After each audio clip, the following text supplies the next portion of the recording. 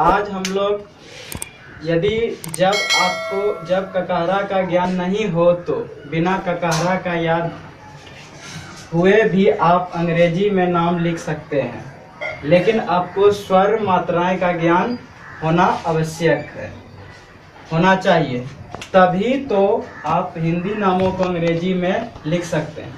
तो यहाँ पर हम कुछ यहाँ पर जो है 1 से लेके 13 तक ले, यानी 1 से लेके 13 तक ले स्वर मात्राएं लिखे हैं। और आप देखिए यहाँ पर पहला है कि ओ का कोई भी स्वर मात्राएं नहीं होती है। उसके बाद 2 नंबर में है आ का क्या होता है? आकर, इसको आकर पढ़ा जाता है, टी नहीं पढ़िएगा।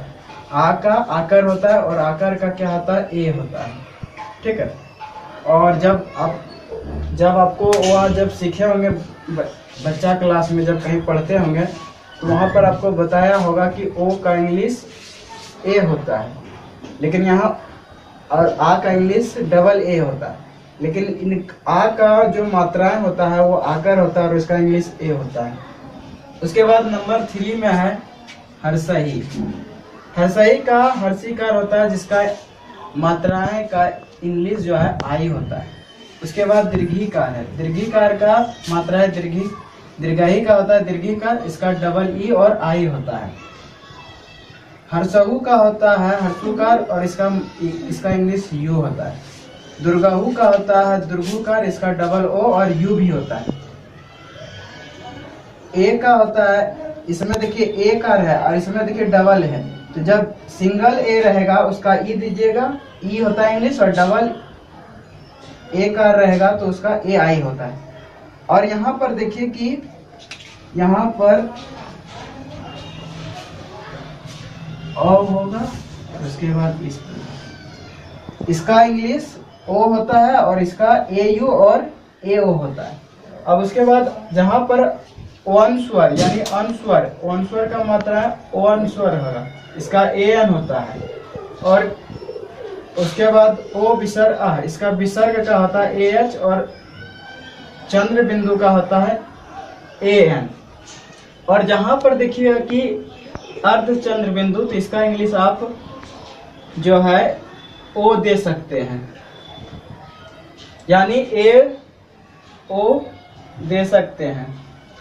तो यहाँ पर कुछ एग्जाम्पल लिखे हैं। और जब आपको ककारा का ज्ञान नहीं हो, मतलब इंग्लिश में जब आप ककारा नहीं जानते हैं, सिर्फ ओ से ज्ञ तक ले सिर्फ इसका इंग्लिश में जानते हैं, तो कैसे हम लिखेंगे इंग्लिश हिंदी नामों को अंग्रेजी में? तो यहाँ पर आपको बता चुके हैं कि स्वर मात्राएं का इंग्लिश क्या होता है, बता चुके हैं। अब यहाँ पर कुछ एग्जाम्पल देखते हैं और इस एग्जाम्पल को हम इस स्वर मात्राएं के अनुसार बनाते हैं। तो यहाँ पर नंबर 1 है छाया। तो छाया में देखिए कि आप पढ़े होंगे तो छो, तो चो का इंग्लिश आप सी एच चो, और उसके बाद छो का होता है सी डबल एच छो। तो यहाँ पर छाया है तो ये वाला है, तो इसका इंग्लिश क्या होता है? C double H. तो यहाँ पर लिखेंगे सी डबल एच। और आकर का, ककारा का बात यहाँ नहीं हो रहा है। जब आपको ककारा का ज्ञान नहीं हो तो हम कैसे लिखेंगे?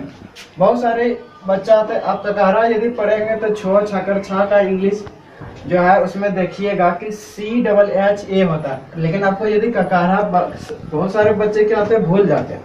तो उस सिचुएशन में कैसे हम हिंदी नामों को बिना ककारा का सहारा लिए बिना हम इंग्लिश हिंदी नामों को कैसे इंग्लिश में लिखेंगे या बता सकते हैं किसी और?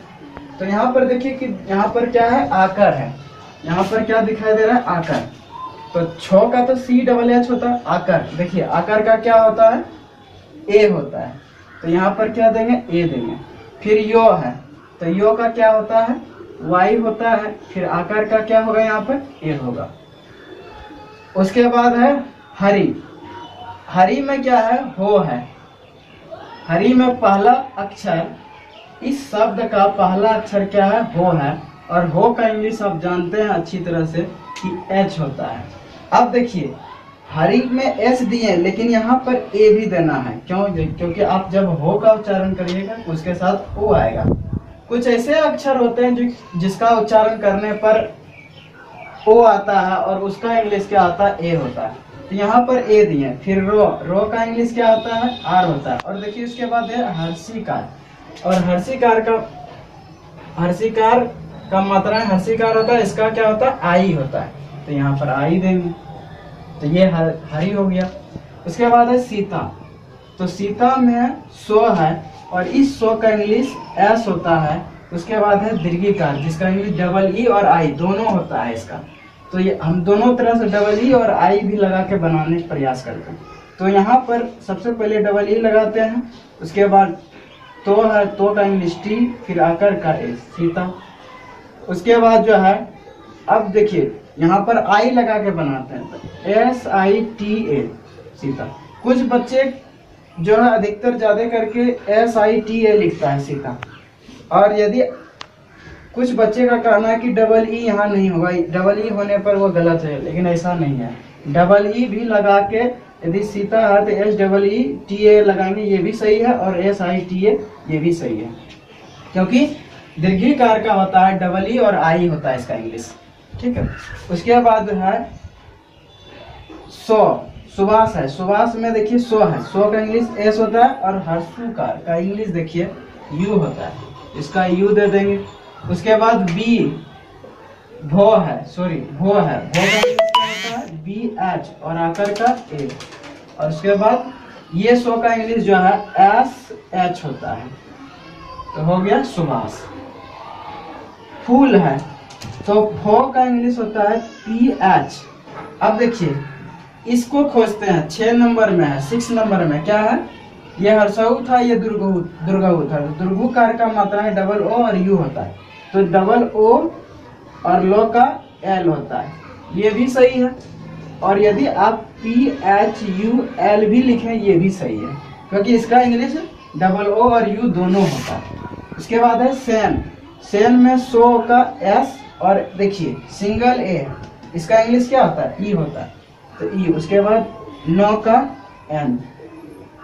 उसके बाद है पैसा, तो पैसा में पहला अक्षर फो है, पी डबल ए का है, देखिए इसका इंग्लिश क्या होता है, ए आई होता है।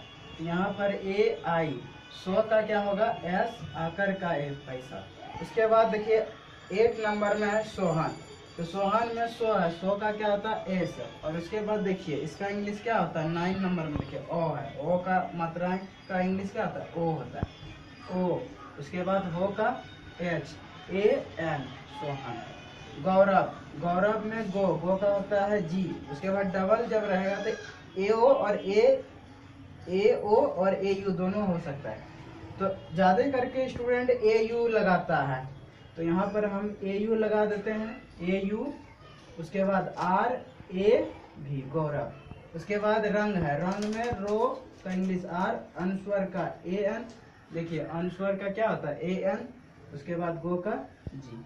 तो इस प्रकार से जब आपको ककहरा का ज्ञान अंग्रेजी में नहीं हो, तो आप इस स्वर मात्राएं को हिंदी और अंग्रेजी में यदि आप जान जाएंगे, अच्छी तरह से याद कर लेंगे, तो आप हिंदी नामों को, जटिल से जटिल हिंदी नामों को आप अंग्रेजी में लिखने सीख सकते हैं। धन्यवाद।